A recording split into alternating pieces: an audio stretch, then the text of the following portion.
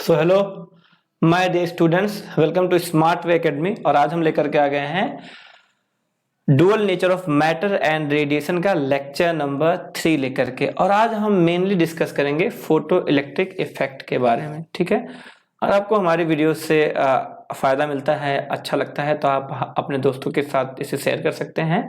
और अगर आप हमारे चैनल पर नए हैं यानी पहली बार आए हैं तो इस चैनल को सब्सक्राइब करें, वीडियो अच्छी लगे तो इसे लाइक करें। और अगर कोई सुझाव है तो डिस्क्रिप्शन में टेलीग्राम ग्रुप का लिंक दिया होगा, वहां पर हमें अपने क्वेश्चंस पूछ सकते हैं, कोई सजेशन दे सकते हैं। और अगर वो भी नहीं करना तो इस वीडियो के नीचे कमेंट करके हमें कोई भी सलाह या कुछ पूछना है तो वो हमें कर सकते हैं। So let's get started. और आज हम पढ़ेंगे फोटो इलेक्ट्रिक इफेक्ट। तो देखते बेटे क्या होता है ये। तो फोटो इलेक्ट्रिक इफेक्ट की हिस्ट्री में सबसे पहले आए थे भैया, सबसे पहले तो फोटो इलेक्ट्रिक इफेक्ट पहली बात तो होता क्या है। तो हम फोटो इलेक्ट्रिक इफेक्ट की बात करें तो किसी मेटल सरफेस से, अब ये सारी बातें हमने पहले भी देखा हुआ, किसी मेटल सरफेस से इलेक्ट्रॉन के निकलने को अपन लोग बोलते हैं फोटो इलेक्ट्रिक इफेक्ट। और इसे हम लोग फोटो एमिशन भी कहते हैं। ये हमने इससे पहले के लेक्चर में किया था।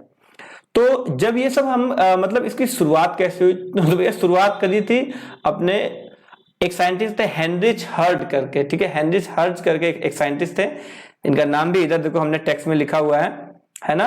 तो हेनरिच हर्ट्ज करके एक साइंटिस्ट थे, किधर गया भाई कर्सर। तो भाई देखो हेनरिच हर्ट्ज करके एक साइंटिस्ट थे, ये रहा। इन्होंने इसके बारे में सबसे पहले रिसर्च करी थी। अब ये बेटे कर रहे थे कुछ और, हो गया कुछ और इनसे। मतलब ये सबसे पहला एंटीना समझते हो, सबके घरों में लगा होता है, सबसे पहला एंटीना इन्होंने बनाया था। अब एंटीना में होता क्या है, बेसिकली इलेक्ट्रोमैग्नेटिक वेव एंटीना से जाती है जहां पे रिसीवर होता है। तो सबसे मतलब ये बेसिकली ये इलेक्ट्रोमैग्नेटिक वेव का प्रोडक्शन कर रहे थे, यानी कि लाइट बना रहे थे स्पार्क के मेथड से, चिंगारी से बोलते हैं ना, चिंगारी। तो चिंगारी से जब यहाँ पे स्पार्क बना रहा तो मान लो कि ऐसे यहाँ पर कुछ स्पार्क बन रहा था, तो स्पार्क बन तो रहा था तो उन्होंने बना भी दिया। बट इसके बनते बनते इन्होंने एक और चीज देखी कि जब ये जहां पर ये जो अपना स्पार्क प्लग है, जहां पे अपना स्पार्क हो रहा है, जब यहां पर लाइट आके पड़ी, लाइट, तो ये स्पार्क और तेजी से होने लगा। अब ये स्पार्क होता क्यों है, तो अगर आपने थोड़ा बहुत भी करंट पढ़ा हो तो जब चार्ज बहुत तेजी से फ्लो होते तो स्पार्क होता है। तो इनको लगा कि भाई चार्ज तो फ्लो हो रहा है, उसकी वजह से स्पार्क हो रहा है, लेकिन स्पार्क हो रहा है लेकिन लाइट के पड़ने पे तेजी से क्यों हो रहा है। भाई लाइट में ऐसी क्या बात है जो लाइट के पड़ने से तेजी से स्पार्क हो गया। तो फिर डिसाइड किया गया कि लाइट के पड़ने से कुछ चार्ज पार्टिकल्स निकल रहे हैं, ठीक है, कुछ चार्ज पार्टिकल्स निकल रहे हैं, इसके चक्कर में ऐसा हो रहा है, सिंपल, ठीक है। तो ये इन्होंने कहा, ठीक है, कि जब भी अल्ट्रा वायलेट रे इस पर पड़ी तो कुछ चार्ज पार्टिकल्स निकले। इन्होंने खाली इतना ही बताया, ठीक है। इसके बाद बेटे अब कुछ और साइंटिस्ट लोग आ गए, तो इसके आगे की कहानी सुनते हैं। इसके आगे हेल्वेच एंड लेनॉर्ड, ये दो साइंटिस्ट थे, इन्होंने इसकी स्टडी को फुल प्रूफ किया और ज्यादा स्टडी की। और ये स्टडी देखो कहां से कहां के बीच में करी गई थी, 1886 से 902 के बीच में इन्होंने स्टडी करी थी। और फिर इनके स्टडी के क्या क्या स्टेप्स थे उसको अपन लोग देखते हैं। तो सबसे पहली बात कि अब इसके लिए एक थोड़ा सा एक्सपेरिमेंटल सेटअप है, उसको समझ लेते हैं। जैसे अब यहां पर क्या है बेटे, देखो कुछ ऐसे कुछ यहां से लाइट आती है, इस पूरे के पूरे एरिया में वैक्यूम हम लोग क्रिएट करके रखते हैं। इस पूरे के पूरे एरिया में हम लोग क्या करते हैं बेटे, वैक्यूम क्रिएट करके रखते हैं। जब यहां से लाइट आती है तो ये जहां पे लाइट आ रही है इसको हम लोग बोलते हैं बेटे एमिटर प्लेट, यानी कि यहां से इलेक्ट्रॉन एमिट होते हैं और यहां पे क्या होते हैं बेटे, रिसीव होते हैं। इसको जहां से इलेक्ट्रॉन एमिट होते हैं इसको फोटो सेंसिटिव प्लेट भी कहते हैं, यानी कि यहीं से इलेक्ट्रॉन निकल रहे थे। तो ध्यान देना, अभी तो हम कह रहे हैं कि इलेक्ट्रॉन निकल रहे थे, लेकिन जब ये रिसर्च शुरू हुई थी उस टाइम पे इलेक्ट्रॉन की डिस्कवरी नहीं हुई थी, उस टाइम पर इलेक्ट्रॉन की डिस्कवरी ही नहीं हुई थी। तो सबसे पहले क्या देखा गया, ध्यान देना, ये डायग्राम को हम लोग बार बार ऊपर नीचे करते रहेंगे समझने के लिए। तो सबसे पहले लियोनार्ड ने 1862 से 1947 के बीच में क्या ऑब्जर्व किया कि जब हमने अल्ट्रा वायलेट रेडिएशन यानी कि ऐसी रेडिएशन जिसकी फ्रीक्वेंसी थोड़ी सी हाई होती है वो हमने इस इवैक्यूएटेड ग्लास चैम्बर के प्लेट पे डाला यानी इलेक्ट्रोड पे डाला, तो क्या हुआ, सर्किट में करंट फ्लो हो गया। सर्किट में करंट फ्लो हुआ तो इससे क्या समझा गया कि भाई जब लाइट पड़ रही है, ऐसे लाइट जब पड़ रही है तो बेटे, तो इस लाइट के पड़ने से क्या हो रहा है बेटे, चार्ज निकल रहा है। ये सबसे पहले माना गया, ठीक है। और जैसे यहां पर लाइट पड़ना बंद हुआ, जैसे इधर ना इस वाले एरिया पे लाइट पड़ना बंद हुआ तो करंट भी बंद हो गया। यानी जब तक लाइट पड़ रहा था तब तक करंट था, जब तक लाइट पड़ना बंद हो, यानी कि जब जैसे अल्ट्रा वायलेट रेडिएशन पड़ना बंद हुआ वैसे ही लाइट भी पड़ना बंद हो गया। सिंपल सी बात थी इतनी, ठीक। इतनी बात समझ में, सबसे पहले लाइट पड़, तो इसका मतलब क्या समझ में कि जब जब लाइट पड़ेगा तब तक चार्ज कैरियर्स यहां से निकलेंगे। सबसे पहले इतनी बात समझ में आई। इसके बाद अब हेल्महोल्ट्ज एंड रेनॉल्ड ने क्या किया, इसको थोड़ा सा इसकी और स्टडी करी, यहां के पोटेंशियल को चेंज करके। जैसे इस पर हम, यानी कि इस पर हम लोग कुछ पोटेंशियल दे सकते हैं, इसके यहां पर हम प्लस माइनस दोनों तरह के पोटेंशियल दे सकते हैं। तो यहां पर प्लस माइनस पोटेंशियल दे करके भी चेक किया कि भाई करंट कैसे वेरी करते हैं। तो जब देखा गया, तो अब ध्यान दो, अब क्या देखा गया, जब यहां पर प्लस का पोटेंशियल दिया गया तो पता लगा करंट तेजी से बहने लग गया। जब यहां पर प्लस का पोटेंशियल दिया गया तो पता चला करंट क्या हो गया बेटे, तेजी से बहने लग गया। अब प्लस का पोटेंशियल देने से करंट तेजी से क्यों बहेगा, तो वो सिर्फ इसलिए बहेगा क्योंकि तब यहां से जब पता लगा कि प्लस का पोटेंशियल देने पर करंट तेजी से बह रहा, तो बताया कि यहां से जो चार्ज निकल रहे हैं, यानी कि ये और ये जो चार्ज निकल रहे हैं, ये सारे चार्ज कैसे बेटे, नेगेटिव है, तभी प्लस लगाने पे तेजी से बह रहे हैं। भाई प्लस लगाने से कैसे, भाई ऐसे प्लस लगाने से कौन तेजी से भागेगा, जिन पे नेगेटिव चार्ज होगा। तो एक बात और पता लगे कि जो चार्ज निकल रहे हैं उन पर नेगेटिव चार्ज है। सिंपल। अब इस स्टडी को थोड़ा सा और आगे लेके गए हेल्महोल्ट्ज नाम के साइंटिस्ट ने, वही साइंटिस्ट बार बार आ रहा है। तो इन्होंने क्या किया कि जो प्लेट अपना इलेक्ट्रॉन एमिट कर रहा है उसको जिंक का बना दिया। उसको किसका बना दिया, जिंक का। और जिंक की प्लेट पे क्या किया बेटे, जिंक की प्लेट पर, इस वाली प्लेट पे बेटे माइनस माइनस माइनस चार्ज दे दिया। और माइनस माइनस माइनस चार्ज देने पर ऐसे फिर लाइट डालने लग गए। तो कुछ देर बाद क्या पता लगा कि ये जो नेगेटिव चार्ज था ये खत्म हो गया इसमें से। देखो अपने को यही सारी बातें इधर लिखी हुई है, ठीक है। आपको नोट्स मिल जाएंगे अगर आप ग्रुप ज्वाइन करेंगे। तो यहाँ पर ऐसी सारी बातें लिखी हुई। तो फिर क्या किया गया भाई, किया गया कि जब इस पे माइनस चार्ज दिया गया, यानी कि एक जिंक की प्लेट पे, अब जो हमारे पास जो ऐसे करके जो दो प्लेटें थी ना, ऐसे करके एक हमने यहाँ पे लगाया था, एक हमने यहाँ पर लगाया था, और बोला था कि चलो ठीक है अपने आप को थोड़ा सा ऊपर कर देते हैं हम। तो और फिर ऐसे यहाँ से चार्ज पार्टिकल निकल रहे थे। तो जब यहाँ पर नेगेटिव चार्ज दे करके लाइट ऐसे डाली गई तो क्या पता लगा कि धीरे धीरे कुछ देर बाद ये नेगेटिव चार्ज खत्म हो गया। फिर से लाइट डाली गई तो नेगेटिव खत्म हो गया, इस पे और पॉजिटिव आने लग गया, इस पे और पॉजिटिव आने लग गया, ठीक है। पॉजिटिव आने लग गया, थोड़ा और लग रहा, तो इस पे और पॉजिटिव बढ़ने लग गया। तो इससे क्या पता लगा कि भाई नेगेटिव निकल गया, मतलब नेगेटिव चार्ज निकल रहा है। अब जब न्यूट्रल हो गया, कुछ देर बाद जब न्यूट्रल हुआ, फिर डालने पे फिर से पॉजिटिव आ रहा है। इसका मतलब क्या हो रहा है, बराबर जब तक लाइट पड़ रही है, जब तक ऐसे लाइट पड़ रही है बेटे, जब तक लाइट पड़ रही है तब तक क्या हो रहा है, तब तक नेगेटिव चार्ज निकलते जा रहा है, निकलते जा रहा है। तो एक बात तो कंफर्म हो गई कि लाइट पड़ने पर नेगेटिव चार्ज निकल रहा है। लाइट पड़ने पर क्या, नेगेटिव चार्ज मिल रहा है। अभी तक ये लोग खाली नेगेटिव चार्ज के बारे में ही कह रहे थे। क्यों, क्योंकि तब तक इलेक्ट्रॉन की डिस्कवरी हुई नहीं थी। क्योंकि ये जो बात है, ये बात बेटे कब की है, तो यहाँ पे देखोगे तो 1888 की बात है। तो 1888 तक तो बेटे इलेक्ट्रॉन की डिस्कवरी हुई नहीं थी। अब देखो इलेक्ट्रॉन की डिस्कवरी कब हुई, तो 1897 में इलेक्ट्रॉन की डिस्कवरी हुई। और उसके बाद कहा जाने लग गया कि ये जो बेटे चार्ज पार्टिकल्स हैं ये कुछ और नहीं है, जो लाइट के पड़ने पे निकल रहे हैं ये कोई और नहीं है, ये बेटे इलेक्ट्रॉन्स हैं। यहां तक अब ये पूरी कहानी थी फोटो इलेक्ट्रिक इफेक्ट की। अब हम बढ़ते थोड़ा सा आगे। तो अब इस फोटो इलेक्ट्रिक इफेक्ट में बेटे हम लोग कुछ चीजें पढ़ेंगे, जल्दी से ध्यान देते हैं, है ना। तो क्या क्या पढ़ने वाले बेटे हम अपन लोग, वर्क फंक्शन, जो कि थोड़ा बहुत हम लोग बेटे देख भी चुके हैं कि वर्क फंक्शन क्या होता है। इससे पहले के लेक्चर बेटे हम लोग थोड़ा सा वर्क फंक्शन देख चुके हैं, ठीक है। ये दो टर्म हम नहीं देखे हैं, तो इसको भी हम देखते हैं। तो इसको देखने के लिए बेटे हम यहाँ पर एक काम करते हैं, हम यहाँ पर एक मेटल सरफेस बना देते हैं। चलो ठीक है, हमने एक मेटल सरफेस बना दिया। चलो हमने क्या किया बेटे, एक मेटल सरफेस हम जल्दी से बना देते हैं। तो ये है, मान लो बेटे एक मेटल सरफेस बना देते हैं जल्दी से।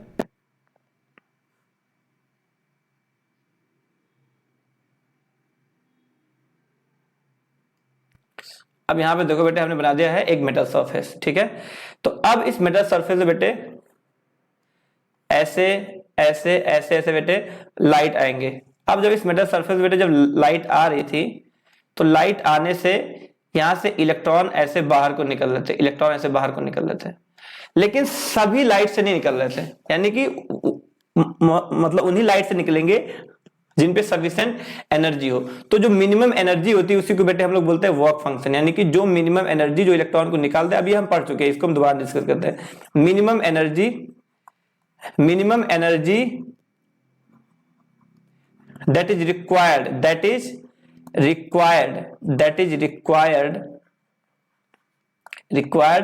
to eject an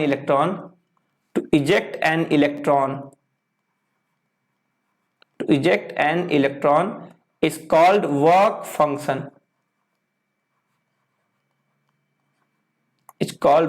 तो जो मिनिमम एनर्जी जो किसी इलेक्ट्रॉन को इजेक्ट करने के लिए चाहिए उसे हम बोलते हैं बेटे वर्क फंक्शन। सिंपल सी बात है, अच्छी बात है। उससे ज्यादा होगा तो भी निकल जाएगा इलेक्ट्रॉन, ठीक है, अच्छी बात है। तो क्योंकि अब ये जो इलेक्ट्रॉन निकल रहे हैं ये बेटे लाइट की वजह से निकल, और लाइट को हम लोग क्या बोलते हैं, फोटोन। लाइट की एनर्जी होती क्या है बेटे, तो लाइट की एनर्जी होती है HF, जहां पे F क्या है बेटे, फ्रीक्वेंसी है। इस फ्रीक्वेंसी को कई सारी बुक में न्यू से भी दिया होता है, तो आप न्यू वाला टर्म भी याद रखें।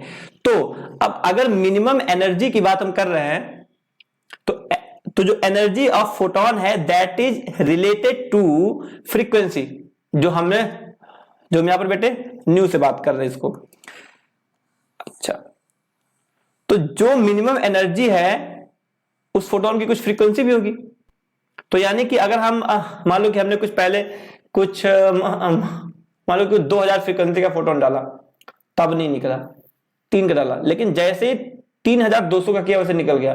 तो ये 3200 क्या है, that is the minimum frequency required to eject an electron. तो जो मिनिमम फ्रीक्वेंसी है उसको हम लोग बोलते हैं बेटे थ्रेशोल्ड फ्रीक्वेंसी। यानी कि मिनिमम फ्रीक्वेंसी को हम क्या बोलेंगे बेटे, तो जो minimum frequency of photon that is needed to eject an electron is called threshold frequency. इसी को बेटे हम लोग बोलते हैं थ्रेशोल्ड फ्रीक्वेंसी। यानी कि जो मिनिमम फ्रीक्वेंसी चाहिए किसी इलेक्ट्रॉन को निकालने के लिए उसको हम लोग बोलेंगे बेटे थ्रेशोल्ड फ्रीक्वेंसी। और डिनोट करते बेटे एफ नॉट से, जैसे कि हम लोग, या फिर न्यू नॉट से कोई लिखेगा, या फिर कोई एफ नॉट से लिख सकता है, तो थ्रेशोल्ड फ्रीक्वेंसी। अब आ गया बेटे थ्रेशोल्ड वेवलेंथ। जैसे कि हमने बोला एनर्जी, तो मिनिमम एनर्जी के लिए मिनिमम, लेकिन इसी एनर्जी का फॉर्मूला बेटे वेवलेंथ के टर्म्स में होता है hc/λ। तो अगर हम इसके मिनिमम की बात कर रहे हैं तो हमें लैम्डा मैक्सिमम की बात करनी पड़ेगी। इसीलिए हम यहां पर लिखते बेटे maximum wavelength that is required, maximum wavelength. अब हम क्या लिखेंगे बेटे, हम लिखेंगे बेटे maximum wavelength that is required.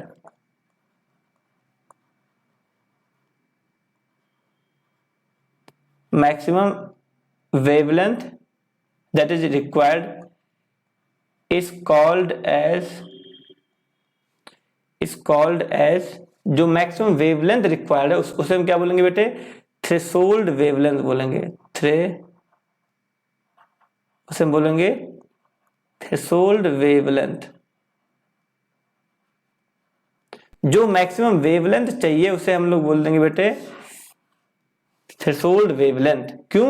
अब यहां पे हम फ्रीक्वेंसी मिनिमम, क्योंकि जो फ्रीक्वेंसी है वो बेटे एचएफ है, लेकिन वेवलेंथ में क्या है, एचसी बाई लैम्डा है, तो डिवाइड बाई में है तो मैक्सिमम ही फिर क्या बना देगा, मिनिमम, इसलिए यहां पर हम मैक्सिमम की बात करते हैं।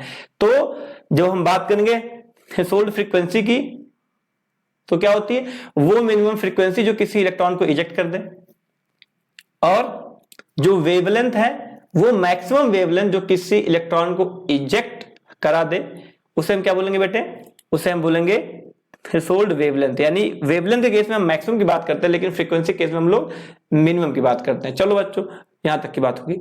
अब कुछ और बात करते हैं, जैसे कि हम इसी प्लेट को दोबारा बनाते हैं और दोबारा बना के देखते बेटे हम लोग क्या कर सकते हैं। तो मान लेते हैं कि अपने पास ऐसा कोई प्लेट है और यहां पर बेटे लाइटें पड़ रही हैं, ऐसे लाइट पड़ी, ठीक है, ऐसे लाइट पड़ी। तो इन लाइटों की जो फ्रीक्वेंसी, अगर मैं ऐसा बोल देता हूं कि बेटे इन जो लाइटों की जो फ्रीक्वेंसी है ये थ्रेशोल्ड से ज्यादा है, तो मान लेते हैं कि हमने कुछ एफ फ्रीक्वेंसी का डाला, तो यानी कि जो हमने एनर्जी दी, यानी कि जो हमने एनर्जी दी है बेटे, जो हमने एनर्जी दी है दैट इज व्हाट, जो एनर्जी दी है, जो एनर्जी दी है, तो एनर्जी सप्लाइड क्या है बेटे, एचएफ है। लेकिन अब इलेक्ट्रॉन को निकलने के लिए कितना चाहिए बेटे, तो अब इलेक्ट्रॉन को निकलने के लिए कितना चाहिए बेटे, तो इलेक्ट्रॉन को निकलने के लिए चाहिए वर्क फंक्शन। तो इलेक्ट्रॉन को निकलने के लिए वर्क फंक्शन के बराबर एनर्जी चाहिए, यानी कि फाई के बराबर चाहिए, ठीक है, फाई चाहिए, ठीक है, हमने दे दी इतनी। अब अगर ये वाला जो एचएफ है, मान लो कि हमने दे दिए कुछ 10 जूल की एनर्जी और हमें निकलने के लिए 2 जूल चाहिए। अभी जस्ट खाली एग्जांपल है, ठीक है, जूल में होती नहीं है, ठीक है, एनर्जी बहुत ही कम होती है, इलेक्ट्रॉन वोल्ट वैसे लिखते हैं। तो जस्ट खाली एग्जांपल के लिए कि अगर हमें 10 जूल की चाहिए थी, सॉरी हाँ, हमें 2 जूल चाहिए था, लेकिन हमें दे दिया कितना, 10 जूल, तो इसका जो माइनस होगा, यानी कि 10 जूल चाहिए था, सॉरी 2 जूल चाहिए था, हमने दे दिया कितना बेटे, 10 जूल, तो 8 जूल जो बचा वो क्या होगा, वो उस इलेक्ट्रॉन को काइनेटिक एनर्जी के फॉर्म में मिल जाएगा, अगर कहीं कोई लॉस नहीं हुआ है तो। लेकिन लॉस हमेशा होता ही है, बट एक एक्सट्रीम कंडीशन मानेंगे कि कोई लॉस नहीं हुआ, तो पूरा का पूरा 8 इसको काइनेटिक एनर्जी के फॉर्म में मिल जाएगा। इसलिए इस 8 को हम लोग बोलेंगे मैक्सिमम एनर्जी ही 8 हो सकती है, यानी कि क्योंकि अगर हम क्या करें, बिल्कुल हम आइडियल कंडीशन ले रहे बेटे कि इसका कोई लॉस हुआ ही नहीं, लेकिन हमेशा कुछ ना कुछ लॉस होगा। अगर कोई लॉस नहीं हुआ तब जाकर के 8 मिलेगा, ठीक है। तो यानी कि जो डिफरेंस ऑफ एनर्जी है, डिफरेंस ऑफ एनर्जी, यानी कि हमने एनर्जी दिया बेटे क्या, एचएफ दिया, ठीक है, चाहिए कितना था बेटे, 5, तो इतनी एनर्जी बच जाएगी, जो बचेगी ये इसको काइनेटिक एनर्जी के फॉर्म में मिलेगा। अब अगर कोई लॉस नहीं है तब इसको मैक्सिमम काइनेटिक एनर्जी मिलेगी। ध्यान देना, कोई लॉस नहीं है तब, ये बात बड़ी इंपॉर्टेंट है, कोई लॉस नहीं है तब इसको इतनी एनर्जी मिल जाएगी। बहुत सही, ठीक है। अब इन सबको हम बेटे कुछ और तरीके से लिख सकते हैं, कैसे कैसे देखना बेटे, जैसे कि ध्यान देना, अब थोड़ी सी जगह नहीं बच रही है, बट हम कहीं ना कहीं से कुछ ना कुछ तो एडजस्ट करेंगे ही करेंगे। तो के मैक्स, अब ये तो बेटे एचएफ ही है, लेकिन इसको हम लोग वर्क फंक्शन के मतलब इसको थ्रेशोल्ड फ्रीक्वेंसी के फॉर्म में इसको हम लोग एच एफ नॉट कह सकते हैं, जहां पे एफ नॉट क्या है बेटे, थ्रेशोल्ड फ्रीक्वेंसी है। अब चाहे तो हम इसको एक और फॉर्म में लिख दे बेटे, के मैक्स को वेवलेंथ के फॉर्म में, तो इसको लिख दे बेटे एच सी बाई लैम्डा, और यहां पर लिख दे बेटे h c by lambda naught. अब यहां पर लैम्डा नॉट क्या है बेटे, जैसे यहां पर एफ था बेटे थ्रेशोल्ड फ्रीक्वेंसी, यहां पर लैम्डा नॉट क्या है बेटे, थ्रेशोल्ड वेवलेंथ है, ठीक है। तो वेवलेंथ के फॉर्म में भी हमने लिख दिया और हमने वैसे भी लिख दिया, ठीक है। चलो अब एक बात और, जैसा कि अभी हमने क्या कहा था बेटे, ध्यान देना, जैसा कि अभी हमारे पास, अभी जो आज हमने पढ़ा था उसमें हमारे पास जो डायग्राम ऊपर देखा था उसमें अपने पास बेटे 2 प्लेट्स थी, एक प्लेट ऐसे थी जहां से ये इलेक्ट्रॉन ऐसे निकल रहे थे और यहां पर एक और प्लेट थी। हमने कहा था कि इसको हम लोग कुछ पोटेंशियल भी दे सकते हैं। अगर हमने सपोज करो कि इसको नेगेटिव पोटेंशियल दे दिया, इसको क्या दे दिया बेटे, इसको नेगेटिव पोटेंशियल दे दिया, तो इस नेगेटिव पोटेंशियल के चक्कर में इस इलेक्ट्रॉन को क्या कोई रिपल्सन फील होगा। हाँ बेटे, इस इलेक्ट्रॉन को क्या फील हो जाएगा, रिपल्सन। अब अगर इस इलेक्ट्रॉन के रिपल्सन फील होगा तो क्या पता ये यहाँ तक पहुंचे ही ना। अच्छी बात है। अगर अब हम इसको कितना पोटेंशियल दे दें, हम इसको कितना पोटेंशियल दे दें कि कंप्लीटली इलेक्ट्रॉन को रोक दे, तो अब वो minimum negative potential that stops electron completely to go to collector plate, यानी कि ये जो अपना कलेक्टर वाला है इसे हम लोग बोलते बेटे कलेक्टर, है ना। तो कलेक्टर को बिल्कुल रोकने के लिए जो नेगेटिव पोटेंशियल देते हैं उसको हम लोग क्या बोलते हैं बेटे, स्टॉपिंग पोटेंशियल। यानी कि हम उतना नेगेटिव दे दें कि इलेक्ट्रॉन को कंप्लीटली रोक दे, तो इसको हम लोग बोलते हैं बेटे स्टॉपिंग पोटेंशियल। बहुत सही बात है, ठीक है बच्चों, स्टॉपिंग पोटेंशियल हो गया। अच्छा, तो इसकी वैल्यू कितनी होनी चाहिए, तो हमें बेसिकली अपोज किसको करना है कि इलेक्ट्रॉन के पास कुछ ना कुछ काइनेटिक एनर्जी है, उसी काइनेटिक एनर्जी को अपोज करना है, ठीक है।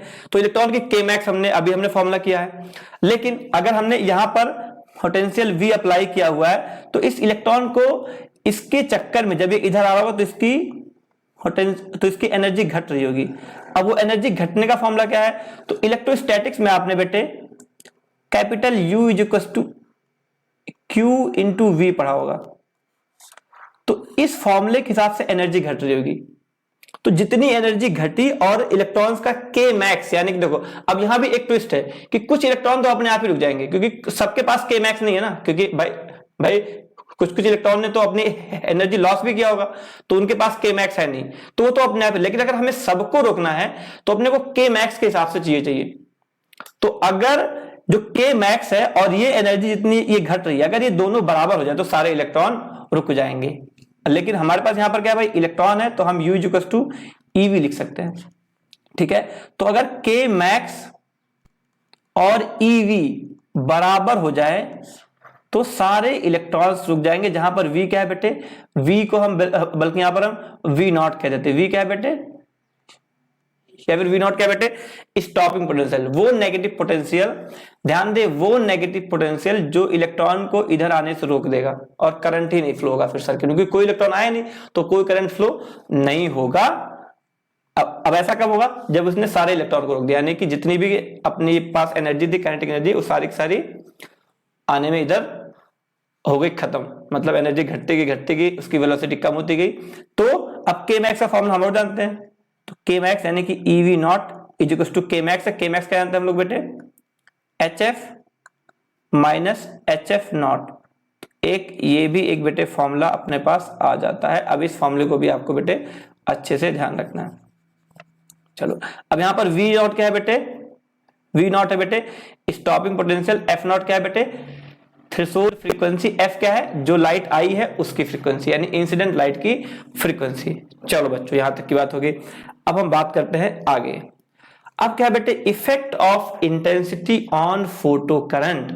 तो जब इंटेंसिटी यानी कि कितनी लाइट हम डालेंगे उसके बीच में, और फोटो करंट यानी कि इस वाली सर्किट में जो हमारे पास एक सर्किट बनी थी, जो भी मैंने आपको ऊपर दिखाई थी, उस सर्किट में यानी कुछ ऐसी सर्किट थी। चलो हम सर्किट भी आपके लिए थोड़ा सा बना देते हैं, थोड़ा सा बनाएंगे। तो बेटे कुछ ऐसी थी, अब कंप्लीट नहीं बनाएंगे, ऐसे यहां पर लाइट पड़ रही थी और यहां पर ऐसे कुछ था, और इधर से आकर के बेटे एक ऐसी बैटरी सी लगी होती है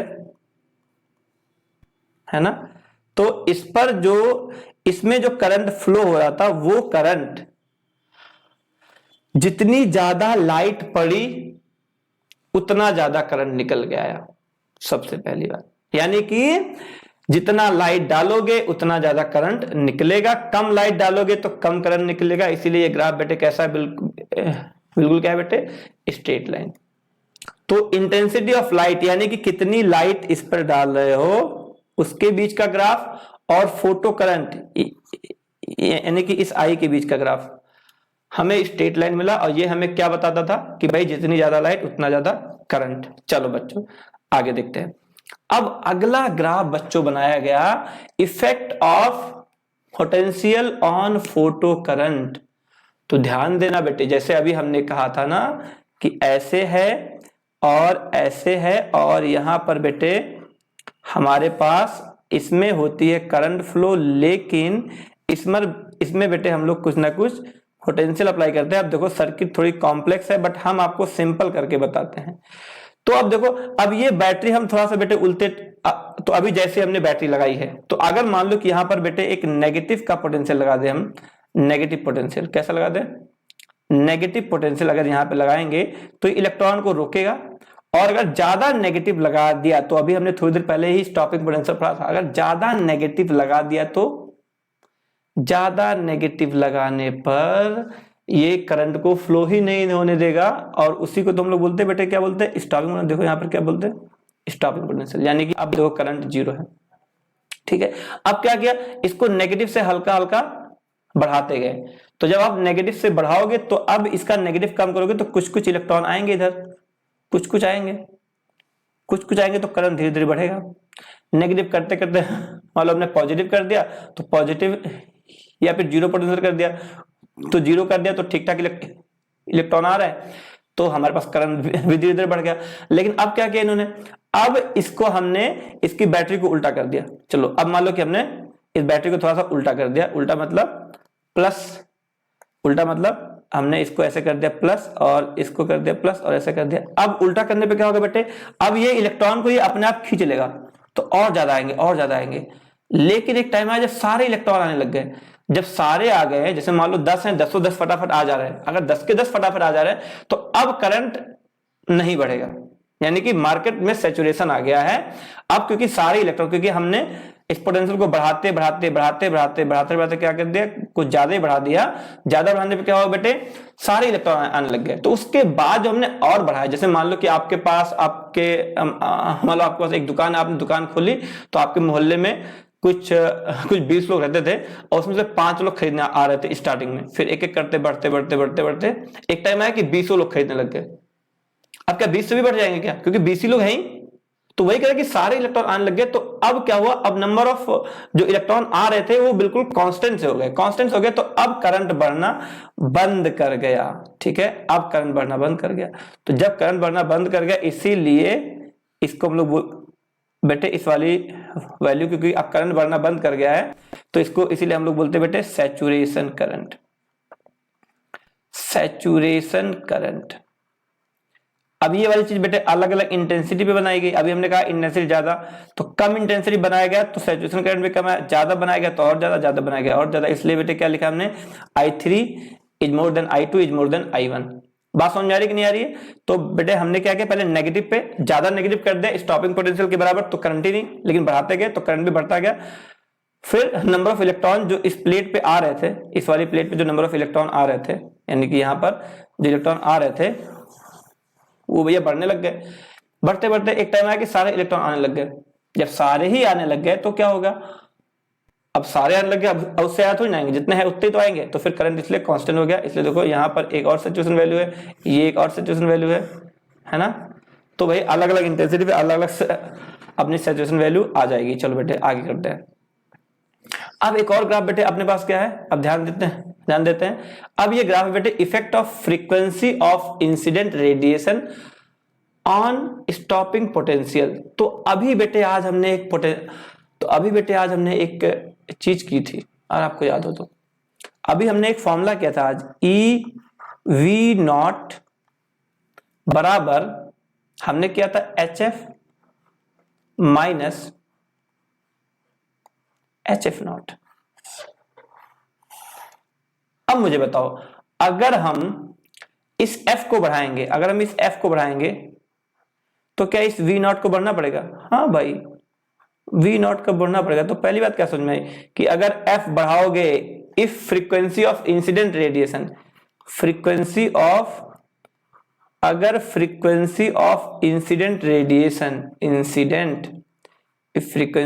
इंसिडेंट रेडिएशन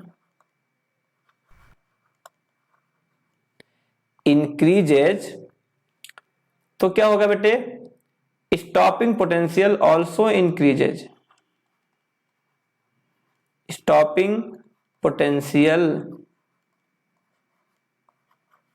ऑल्सो इंक्रीजेज। और इसीलिए देखो बेटे, अब ध्यान देना, पहले वाले के लिए देखो फ्रीक्वेंसी, अब देखो बेटे यहां पर जो फॉर्मूला दिया हुआ है, मैंने कहा था कि फ्रीक्वेंसी को कई बार न्यू भी कहते हैं। तो इन्होंने फॉर्मूला बेटे न्यू के हिसाब से दिया हुआ, तो हम उसके हिसाब से लिखते हैं। आप बेटे कंफ्यूज ना हो, EV naught is equal to H nu minus H nu naught, ऐसा दिया हुआ। अब ध्यान दो बेटे, पहले वाले ग्राफ में आप देखो बेटे, पहले वाले ग्राफ में बेटे क्या कह रहे हैं, पहले वाले ग्राफ का बेटे स्टॉपिंग पोटेंशियल क्या है बेटे, ध्यान दो, पहले वाले ग्राफ का बेटे स्टॉपिंग पोटेंशियल देखो बेटे इतना ही है, और दूसरे वाले ग्राफ का बेटे इतना है, तो मैं साफ साफ दिख रहा है। और तीसरे वाले ग्राफ का बेटे इतना है, तो साफ साफ दिख रहा है कि जो बेटे कि जो ये वाला ग्राफ है, यानी कि V03 is greater then V02 और इज ग्रेटर देन V01, ऐसा है। तो इस फॉर्मूले से, क्योंकि अगर हमारा स्टॉपिंग पोटेंशियल ज्यादा है तो फ्रीक्वेंसी ऑफ इंसिडेंट रेडिएशन भी बेटे ज्यादा होगा। इसका मतलब बेटे क्या है, ν3 is greater than ν2 is greater than ν1, ये समझ में आती बात है ना। और ऐसा ही कुछ ग्राफ दिया हुआ है, इसमें ऐसी कोई खास बात नहीं है बच्चों, आपको समझ में आ जानी चाहिए, ठीक है। चलो बच्चों आगे बात करते हैं, है ना। चलो अब देखते बेटे अगला ग्राफ हम, अगला ग्राफ बेटे क्या दो, अगला ग्राफ बेटे क्या दो, स्टॉपिंग पोटेंशियल एंड, अब ये कुछ ग्राफ से बेटे जो आपको ध्यान देना है, देखते क्या लिखा है, stopping potential and frequency of light के बीच का। तो ये ग्राफ भी बेटे आपके फॉर्मूले से ही होगा। हमने क्या फॉर्मूला किया था बेटे, हमने किया था EV naught is equal to H nu minus H nu naught, ये किया था। बहुत सही बात है बेटे, अब जरा ध्यान देते हैं। तो अब जब हमने ध्यान दिया तो बेटे E क्या था बेटे, तो अगर हम यहां से V नॉट निकालेंगे तो V नॉट क्या होगा बेटे, H new by E minus H nu naught by E। अब ध्यान दो बेटे, अपने को ग्राफ क्या चाहिए बेटे, तो क्या क्या है वेरिएबल हमारे पास, एक वेरिएबल तो बेटे अपने को ये V नॉट है, और अगला वेरिएबल बेटे ये वाला न्यू है, ठीक है। तो अगर हम इसको कुछ ऐसा लिख दें, V naught is equal to H by E V naught minus H nu naught by E, और इसको हम बेटे कुछ Y is equal to MX plus C से कंपेयर करें, तो देखो बेटे Y की जगह पर जो मुझे दिख रहा है, Y की जहां पर बेटे हमें दिख रहा है V नॉट, और M की जहां पर बेटे जो हमें दिख रहा है वो ये टर्म दिख रहा है, और C की जहां पर बेटे हमें कुछ ये टर्म दिख रहा है, ठीक है। अब ये C क्या होता है बेटे, इंटरसेप्ट ऑन Y एक्सिस। तो अगर बेटे बहुत ध्यान दोगे ना, तो ये इंटरसेप्ट ऐसे, अगर इसको ऐसे आगे बढ़ाओगे तो देखो ये इंटरसेप्ट बेटे नेगेटिव आ भी रहा है, देखो ये इंटरसेप्ट बेटे नेगेटिव आ भी रहा है। अब इन्होंने दो मेटल के लिए अलग अलग ग्राफ बनाया है, तो आप भी इसी दो मेटल के लिए बेटे अलग अलग ग्राफ इसका समझे, ठीक है। तो दो मेटल के लिए अलग अलग बनाया हुआ, ठीक है। तो मेटल ए के लिए अब देखो क्या है, अभी जो अपनी थ्रेशोल्ड फ्रीक्वेंसी है ये अलग अलग मेटल का अलग अलग होता है, इसीलिए इंटरसेप्ट दोनों मेटल के अलग अलग आएंगे। देखो एक मेटल का इतना आ रहा है और एक मेटल का बेटे इतना आ रहा है ना। समझ आ रही बेटे, क्योंकि वर्क फंक्शन दोनों मेटल का अलग अलग आ सकता है। चलो ठीक है बच्चों, चलो ठीक है बच्चों, आज के लिए बस इतना ही। हम मिलते हैं नेक्स्ट लेक्चर में, और नेक्स्ट लेक्चर में हम इस टॉपिक पर अच्छे अच्छे न्यूमेरिकल्स करने वाले हैं और इस टॉपिक की कुछ और थ्योरीज को डिस्कस करेंगे। तो तब तक के लिए bye bye, thank you for watching this video. If you like this video then press the like button, और अगर आपको लगता है कि ये वीडियोज अच्छी हैं तो अपने दोस्तों के साथ शेयर करना ना भूलें, और अगर चैनल पे पहली बार आए हैं तो चैनल को सब्सक्राइब करना ना भूलें। So bye bye, see you tomorrow in the next lecture.